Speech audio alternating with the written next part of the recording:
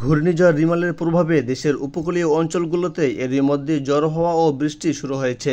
ঘূর্ণিঝড়টি উপকূলে আঘাত হানার পরে আজ সোমবার এটি ঢাকার উপর দিয়ে অতিক্রম করার আশঙ্কা রয়েছে। এ সময়ে ঢাকায় ভারী বৃষ্টিপাত ও বন্যার আশঙ্কা রয়েছে বলে জানান আবহাওয়া বিশেষজ্ঞরা। বলছেন, ঘূর্ণিঝড় রিমালের কেন্দ্রটি মঙ্গলবার পর্যন্ত বাংলাদেশের উপর থাকতে পারে। এ সময় পর্যন্ত একটানা ভারী বৃষ্টিপাতের সংখ্যাও রয়েছে বলে জানান তারা। আবহাওয়াবিদ মোহাম্মদ আবুল কালাম মল্লিক বলেন, উপকূলীয় জেলাগুলোতে গতকাল থেকেই ঘূর্ণিঝড় রিমালের প্রভাব পড়তে শুরু করেছে। ঘূর্ণিঝড় আঘাত হানার পরে দেশে ভারী থেকে অতি ভারী বৃষ্টিপাতের সংখ্যা রয়েছে। স্থলভাগে আঘাতের পর ঘূর্ণিঝড় দুর্বল হয়ে পড়বে।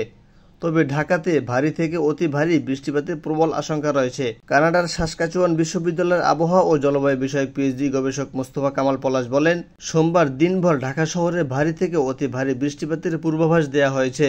এদিনে মোট 200 মিলিমিটারের বেশি বৃষ্টিপাত হতে পারে বলে জানান তিনি। ঢাকা উত্তর সিটি কর্পোরেশনের প্রধান নির্বাহী কর্মকর্তা মীর খায়রুল আলম বলেন, ঘূর্ণিঝড়ের প্রভাব সরাসরি ঢাকায় পড়বে না। এর প্রভাবে বৃষ্টিপাত হতে পারে এবং তখন অন্য সমস্যা হলে তার সমাধান করা হবে। ঘূর্ণিঝড়ের জন্য আলাদা বিশেষ কোনো প্রস্তুতি আমাদের নেই। এদিকে আবহাওয়াবিদ মোস্তফা কামাল সোমবার স্কুল কলেজ বন্ধ রাখার পরামর্শ দিয়েছেন।